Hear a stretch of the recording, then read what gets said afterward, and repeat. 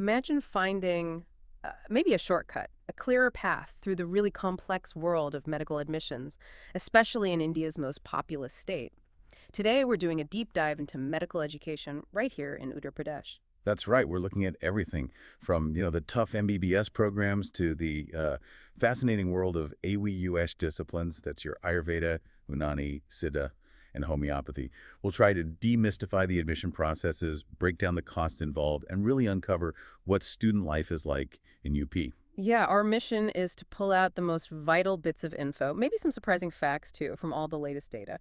We want to help you understand the current scene for medical studies in UP and, well, what it actually takes to become a doctor there. Basically, give you that shortcut to being informed. Okay, so let's start by setting the scene a bit. Uttar Pradesh isn't just, big. It's quickly becoming a major hub for medical education and research in India. What's really driving this shift? It's been a very deliberate push, actually. The state's medical infrastructure has seen this massive surge. CM Yogi Adityanath recently announced they're doubling MBBS seats and opening 17 new medical colleges just for the 2024-25 academic year. Doubling. Wow. Yeah, it's a huge jump. Think about it. MBBS seats in UP went from around, 7,400 back in 2020-21 to over 12,300 by 2024-25. It lines up perfectly with their big one district, one medical college policy.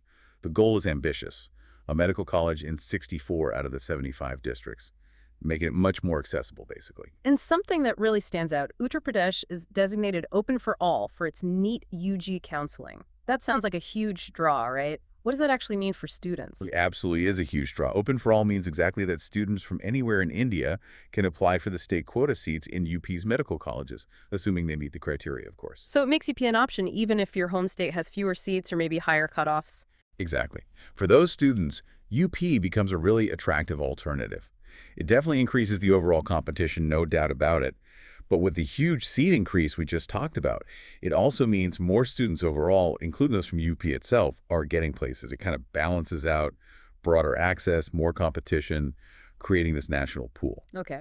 And who keeps track of all this? Make sure standards are met, qualifications are legitimate. Is there a specific body? Oh, yes. There's the UK Medical Council. It was established way back under the UP Medical Act of 1917. They're the authority for registering all the MBBS and MDMS qualifications in the state.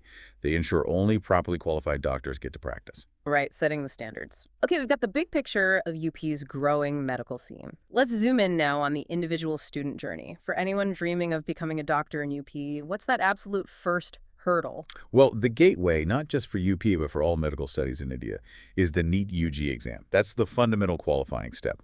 You absolutely have to clear that first. And eligibility beyond NEET. Yeah, so for MBBS admission in UP, you need to have passed your 10+2 exams. The core subjects have to be physics, chemistry, biology or biotechnology, and English.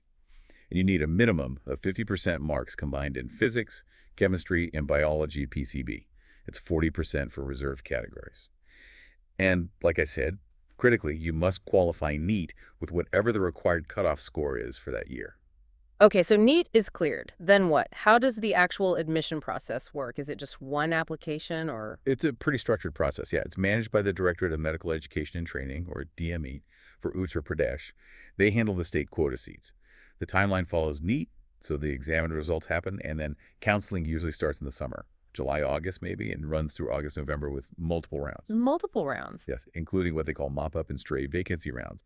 And what's important is you can actually register for counseling before the first, second, and the mop-up round, so you get a few shots at it. Okay, multiple chances. That's good to know. So after registering, what's the immediate next step? Is there a financial aspect right away? Yes, there is. And it's a big one to be aware of. It's the online security money payment. You have to do this before you can even start filling in your college choices. And the amount varies drastically. How drastically? Well, for government medical or dental seats, it's usually around, say, Rs 30,000. But if you're aiming for a private medical college, it jumps way up to Rs 2,000.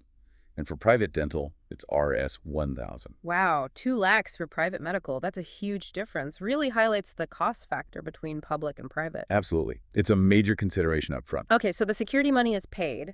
Then how do students figure out where they actually stand in the queue? Right after that comes the merit declaration. The state publishes the official merit list online, and it's purely based on your NEET U rank. This list is everything. It dictates your position for getting a seat within Uttar Pradesh. Got it. Merit list is out. Now the choosing part, selecting colleges. How does that work? That's the online choice filling and locking stage. This is where you list your preferred colleges and courses in order of priority. You base this on your score, your rank on that merit list, and, your own preferences. You can actually save your choices and come back to them, which is handy. But the crucial part is finalizing and locking them before the deadline. It's your main chance to influence where you might end up. Seems like a critical step. Once choices are locked, is everything online or do you need to show up somewhere? There's still an in-person step, yeah. Document verification. This is mandatory, and you have to go to specific nodal centers. You bring all your original documents, mark sheets, NEET card, admit card, domicile certificate if you're from UP, caste certificate if that applies, photo ID, plus the demand draft for that security money you paid. It's the final check to make sure everything you submitted is legit before they actually allot seats. Okay, verification done. Then comes the big moment. Seat allotment. What happens then? What are the options? And what if you get a seat but aren't sure? Right, seat allotment. This is based on your merit rank, the choices you locked, and obviously seat availability. Once you're allotted a seat, you have a few choices. You can freeze it, meaning, yes, I want this seat, I'm done looking. Or you can float, meaning, okay, I'll take this one for now, but I'd still like to be considered for an upgrade to a higher preference in the next round if something opens up. Or you can withdraw completely. And the consequences of, say, getting a seat and then not taking it. The stakes are really high here. If you're allotted a seat and you fail to confirm your admission, you lose both the seat and that security money you paid. It's forfeited. And it gets even tougher in the mop-up round. If you don't confirm admission then, the penalty could be the entire first year's tuition fee, on top of losing the security money. There are also rules about resigning later, which might involve a penalty, like 10% of the tuition fee. So you really need to be sure when you accept a seat. Wow, okay, serious decisions. So with all this process and the open for all policy driving competition, what kind of NEET scores are we generally talking about for UP? Well, remember, the state merit list based on your NEET score is key. Cutoffs do change year to year, depends on how many apply, how well everyone scored. But to give you a ballpark idea for NEET UG 2025, the expected range for unreserved candidates is pretty wide, maybe somewhere between 164 and 720. For reserved categories like SC, ST, OBC, it's typically lower, maybe in the 129 to 163 range.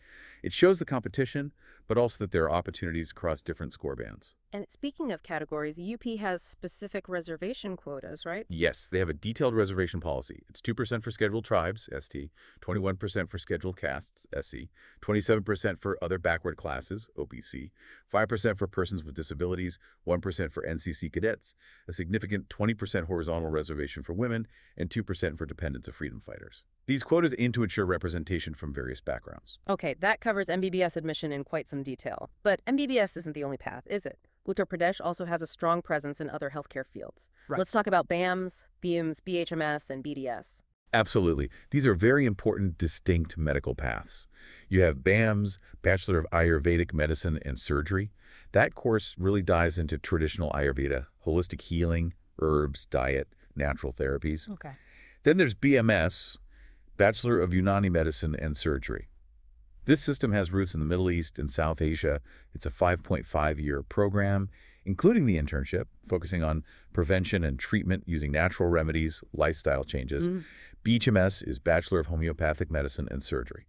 Also 5.5 years with the internship. It's based on homeopathy principles, using highly diluted natural substances to sort of trigger the body's own healing. Right. And finally, BDS, Bachelor of Dental Surgery. That's a 4-year undergraduate course plus mandatory 1-year internship focused specifically on oral health and dental care. It's interesting, though, that even for these different systems, Ayurveda, Unani, Homeopathy, NEET-E is still the common entrance exam, isn't it? That's correct.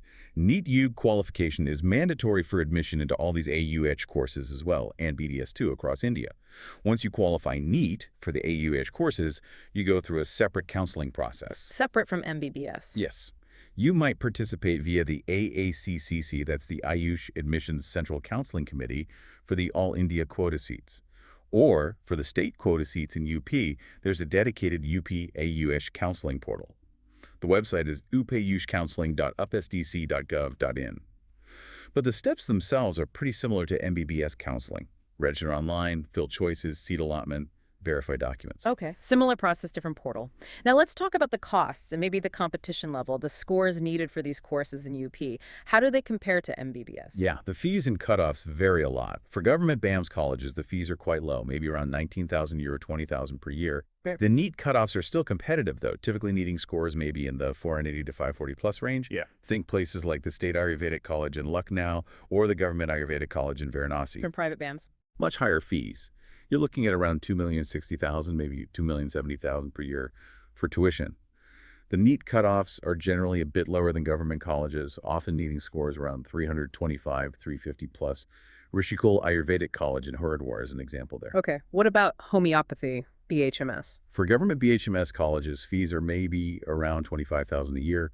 Cutoffs are usually pretty high, too, perhaps 450, 460 plus at places like the National Homeopathic Medical College in Lucknow. And BUMS, Unani Medicine. BMS colleges show a really wide range in fees. You can find government institutions like Ajmal Kantibia College at AMU, Aligarh, with fees as low as maybe $70,000. But then private colleges like Unani Medical College can cost over 11 lakhs per year.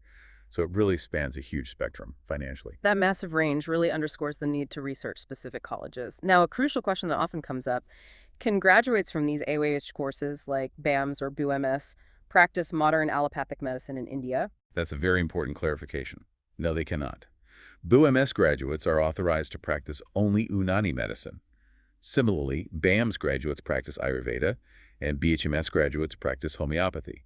Their license and scope of practice are strictly limited to the system they trained in. They're not authorized to prescribe or practice modern allopathic medicine. Okay, crystal clear distinction there. Given the varying costs, especially in private colleges, what about financial aid? Are there scholarships or other support systems for students in these diverse medical programs in UP? Yes, the UP government does offer various scholarships. These are typically for reserved category students and those from economically weaker sections based on certain income criteria.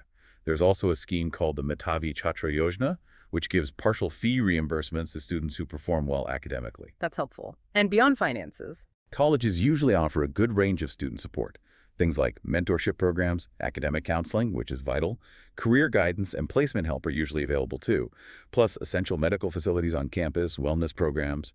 Many also have extracurricular clubs, cultural events to provide a more rounded experience, and importantly, there are usually grievance redressal systems in place if students face issues. Okay, so you get admitted, you figure out the finances, you find support, but what's the day-to-day actually like? Let's talk student life living arrangements, food, the learning environment itself in UP medical colleges. Right, the practicalities. Yeah. Accommodation is key for many. Hostel fees, again, vary. You might see non-AC rooms around Rs 1,073,000 annually, maybe up to Rs of 2,000 or slightly more for AC rooms in some places. And is that just the room, or does it include food? Generally, yes. Most hostel packages include food provisions, mess facilities providing regular meals. That's a huge plus for medical students, given how demanding their schedule is. Kicks one major thing off their plate, you know. Also, a quick note, sometimes you see ads from educational consultants for low package deals, including hostels, especially for AYU-ish. Just remember the official college fees are usually separate from those bundled offers. Always check the college's official fee structure. Good tip. So beyond the basics of room and board, what about the actual learning? We talked about support services like mentoring, but what about the teaching itself? Is it all lectures? Well, that brings us to a really interesting recent study from a medical college right there in Fatehpur, UP. It looked into how students learn best. Oh, what did they compare? This was at the Autonomous State Medical College, Fatehpur, done earlier this year, between Feb and March 2025. They compared 3 teaching methods for MBBS students, DMLT, and OT technicians. The traditional chalk and board, CNB, just using PowerPoint, PPT, and a combined approach using both CNB and PPT. And the results? Which worked best? The findings were pretty clear. The students in the combined group, the ones who got both chalk and board interaction and structured PowerPoint presentations, they performed significantly better on MCQ tests. Their average score was 8.5 out of 10 compared to 7.2 for just CNB and 7.9 for just PPT. So the mix was better than either one alone. Exactly. And maybe even more telling, that combined group reported the highest satisfaction levels with the teaching 99% satisfaction. It strongly suggests that blending traditional interactive teaching with the clarity and structure of digital presentations is really the optimal way to help medical students learn and retain information, at least in this UP context. It points towards, a more effective, blended learning approach. That makes a lot of sense, integrating the best of both worlds. Okay, so we've seen UP expanding seats, this open for all policy. Why are so many students from other states choosing UP for MBBS now? And what about the flip side, this issue of vacant seats we hear about nationwide? Well, the appeal for students outside UP is clear. That open for all policy, plus the sheer number of seats over 12,000, now makes it statistically a better shot for many compared to their home states, where competition might be fiercer or there are just fewer places. It's a strategic choice for many aspirants. But then you have this paradox. Thousands of medical seats going unfilled across India, even with more capacity. How does that happen? Is UP affected too? It's a complex nationwide problem, and yes, it impacts UP too, although maybe less severely than some areas due to the high demand. Data showed over 2,800 MBBS seats vacant nationally in 2024-25. There are several reasons for this. Like what? First, the high cost of private medical education is a major barrier. Many students who qualify simply can't afford the fees, which, as we saw, can be substantial. Second, the counseling process itself can be complex. Sometimes candidates withdraw late or the rounds don't fill seats perfectly, leading to vacancies. Third, there's often limited support or guidance, especially for students from rural backgrounds, making it harder for them to navigate the whole process successfully. And maybe the colleges themselves. That's the fourth factor, yes. Perceived gaps in institutional quality. Many candidates understandably prioritize older, well-established, high-ranking colleges. This means newer colleges, or those perceived as less prestigious, might struggle to fill all their seats, even if they have good infrastructure. So even with more seats overall, they don't always get filled efficiently because of these factors. It's a multifaceted problem. So what is the government doing to try and fix this, to increase seats and ensure they're filled, especially in underserved areas? They're tackling it on multiple fronts.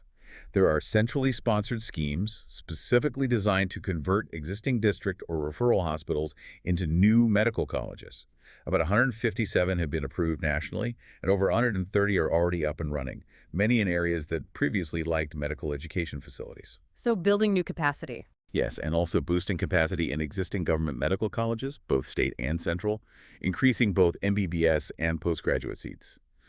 Then there's the Pradhan Mantri Swasthya Suraksha Yojana, PMSSY. Under this, 75 government medical colleges are being upgraded with super specialty blocks, think advanced care facilities, and most of those projects are already done. And the AIMS expansion. That's another major piece. 22 AIMS institutions have been approved across the country, and 19 have already started undergraduate courses. This includes AIMS Gorakhpur right there in UP. So the strategy is about both quantity, more seats, more colleges, and quality upgrading existing ones and setting up premier institutions like AIMS. Okay, lots of moving parts on the policy front. Let's quickly touch on some recent news. Any specific updates or headlines medical aspirants in UP should be aware of right now? Yeah, a few things just in the last short while. For counseling updates, the UP NEET UG 2025 re-revised merit list actually came out on August 11th, 2025. And the MCC's Round 1 provisional allotment list followed right after on August 13th. So the process is actively unfolding. Okay, very current. Anything else? There was an important fee clarification from the UP GGME, the Directorate General, on August 12th. They specifically stated that one college, the School of Medical Sciences and Research in Greater Noida, couldn't charge extra fees by claiming minority status. They fixed the permissible MBBS tuition fee there at Rs. $15,023,183. That brings some welcome clarity and prevents potential overcharging. Transparency on fees, that's crucial for students planning their finances. Any other significant points? Well, just looking back a bit to reinforce the trend, remember CM Yogi Adityanath's announcement in October 2024 about doubling those MBBS seats and opening 17 new medical colleges. That, plus the parallel focus on developing nursing and paramedical colleges, really underscores the state's ongoing commitment to expanding healthcare education infrastructure. Right, consistent push. And the Medical Council. The UP Medical Council has also been active. They issued new instructions for foreign medical graduate FMG counseling back in June 2025. And in one instance, they actually deferred the permanent registration for a group of 63 doctors from Saraswati Medical College. The reason was pending completion of their mandatory 2 years of community service. It shows the council is actively monitoring compliance and upholding standards. Okay, so the system is dynamic with ongoing updates and enforcement. We've really covered a lot of ground today, from MBBS to AYUS, The nuts and bolts of admissions, student life, the costs, the challenges. It's clear Uttar Pradesh is a really significant player in India's medical education story. It really is. We've seen how UP is making huge strides in increasing capacity, opening doors for students from all over. But it's not without challenges, right? Ensuring fair access, tackling those vacant seats, mainly due to cost and maybe counseling complexities.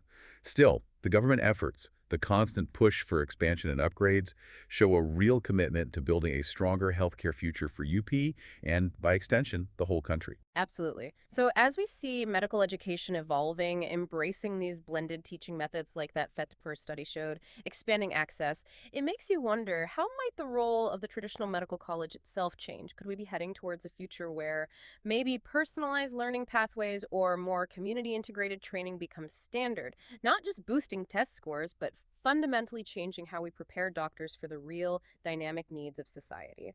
What stands out to you most about this changing landscape?